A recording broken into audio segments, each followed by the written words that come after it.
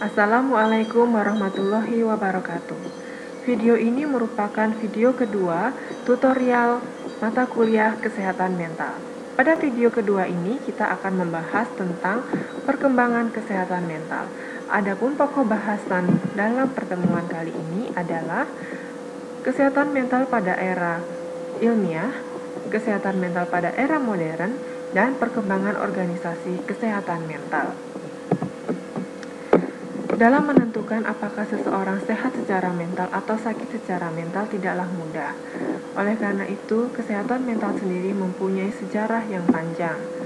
Bila dibandingkan dengan kesehatan fisik secara umum, kesehatan fisik secara umum dapat didiagnosis secara lebih objektif, sehingga tidak ada perbedaan antara sudut pandang orang yang satu dengan orang yang lain.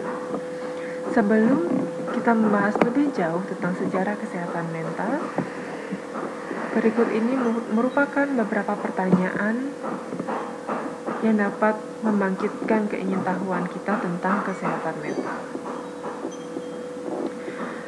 Silahkan Anda perhatikan masyarakat sekitar Anda. Kondisi mental bagaimanakah yang dianggap sakit dalam masyarakat kita? Dan bagaimana sikap masyarakat terhadap individu yang mengalami sakit mental? Kemudian, bagaimana penanganan kesehatan mental yang sering diterapkan oleh masyarakat kita? Jawaban-jawaban atas pertanyaan ini tidaklah satu, tetapi tiap orang, tiap individu bisa jadi mempunyai jawaban yang berbeda. Oke, kita lanjutkan. Kita memasuki dari sejarah perkembangan kesehatan mental. Ini merupakan garis besar dari sejarah tersebut. Yang pertama, kesehatan mental pada era pra-ilmiah. Pada era tersebut, gangguan mental itu tidak dianggap sakit. Kemudian pada era ilmiah, gangguan mental itu dianggap sakit dan disamakan seperti gangguan fisik. Pada era modern, gangguan mental tidak lagi dikatakan sakit. Nah, penjelasannya adalah sebagai berikut. Pada era ilmiah, yaitu animisme, zaman dulu kesehatan mental telah muncul dalam konsep primitif. Sebelum tahun 1600, pandangan masyarakat menganggap bahwa orang yang mengalami gangguan mental adalah karena mereka dimasuki oleh roh-roh halus ataupun nenek moyangnya.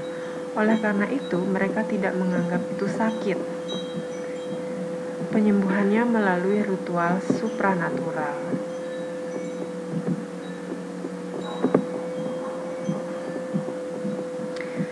Sedangkan pada tahun 1692 di Amerika, gangguan mental sering dianggap terkena sihir atau guna-guna. Penjelasan ini diterima secara umum, sehingga masyarakat takut dan membenci mereka yang dianggap memiliki kekuatan sihir. Sedangkan di Eropa, khususnya di Inggris, sebelum abad ke-17, orang gila disamakan dengan penjahat atau kriminal, sehingga mereka dimasukkan ke dalam penjara.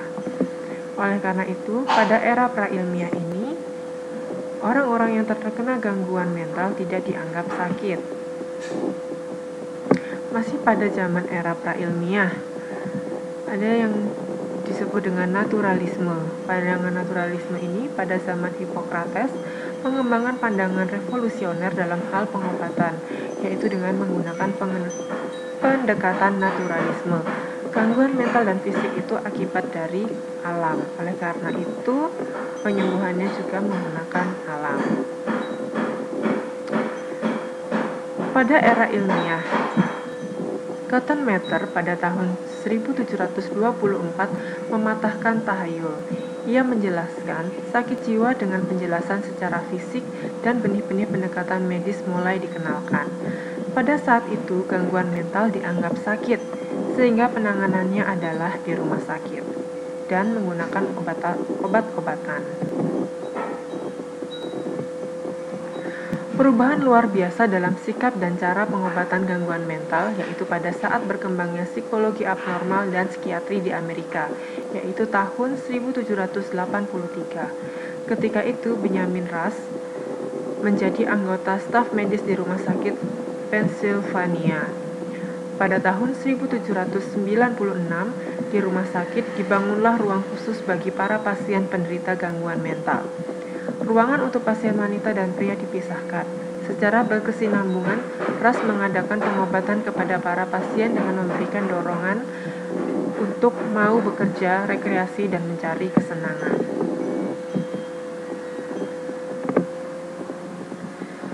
Pada era modern, tahun 1961, Thomas Szasz membuat tulisan yang berjudul The Myth of Mental Illness yang mengemukakan dasar teori yang menyatakan bahwa sakit mental sebenarnya tidaklah betul-betul sakit, tetapi merupakan tindakan orang yang secara mental tertekan karena harus bereaksi terhadap lingkungannya. Sehingga penanganan yang berkembang pada tahun 1970 yaitu mulainya deinstitusional massal. Berikut ini saya mempunyai kasus. Ini untuk menjawab pertanyaan di awal video tutorial tadi. Ada kasus yang dilontarkan oleh rekan psikolog melalui email. Bila kurang jelas terbaca, saya pindahkan ke sini.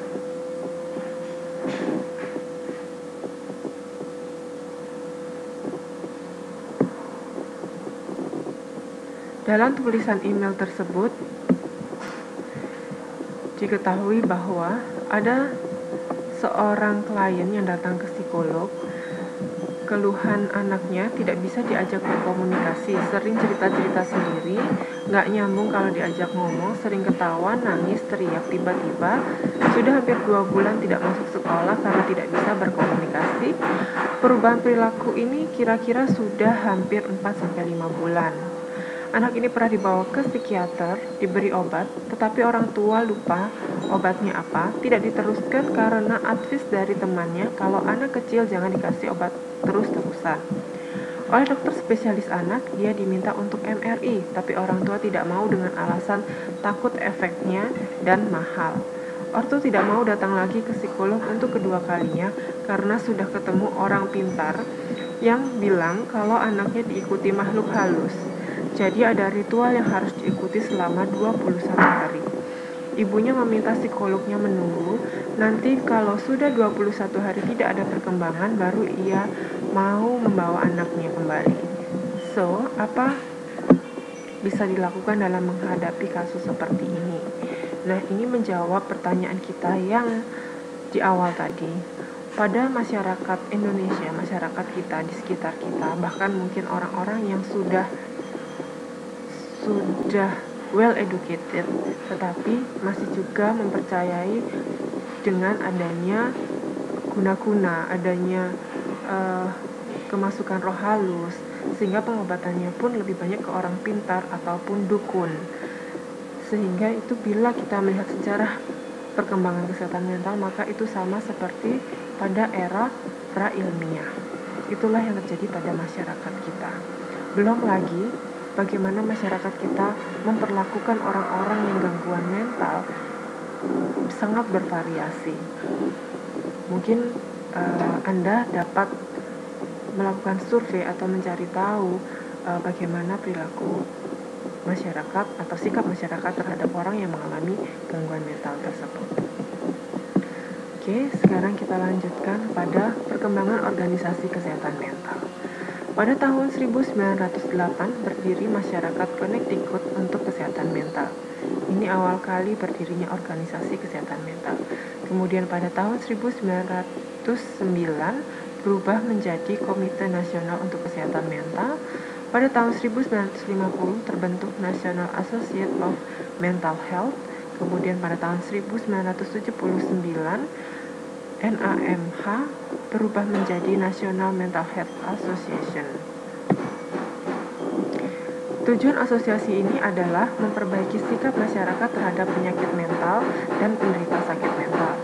memperbaiki pelayanan terhadap penderita mental, bekerja untuk mencegah penyakit mental, dan mempromosikan kesehatan mental. Kegiatan asosiasi mendidik publik terhadap isu-isu kesehatan mental, mempromosikan kesadaran akan kesehatan mental melalui program televisi, distribusi literatur, dan media lainnya. Nah, ini merupakan tugas untuk Anda, mahasiswa, tugas berkelompok, yaitu tugas untuk survei.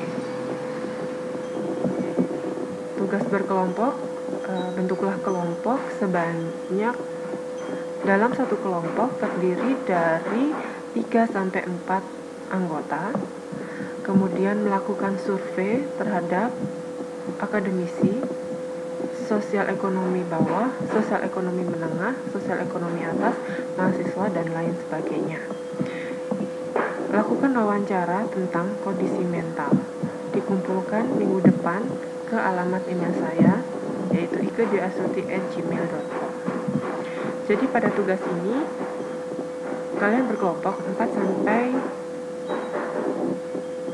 3-4 anggota, di mana setiap kelompok mewawancarai atau mensurvei satu orang yang tergabung dalam satu bagian ini. Misalkan satu kelompok sudah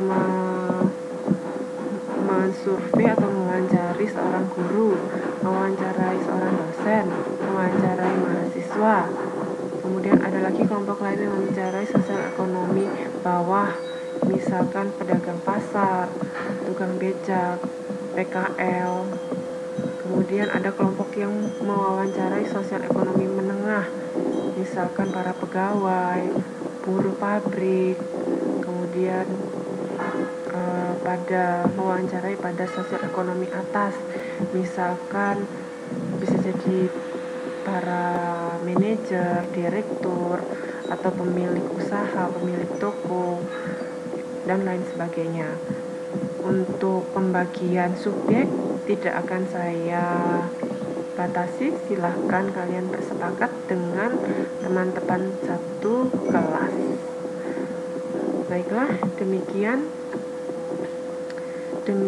video tutorial yang kedua. Terima kasih atas perhatiannya. Jangan lupa untuk mengumpulkan tugas maksimal minggu depan. Wassalamualaikum warahmatullahi wabarakatuh.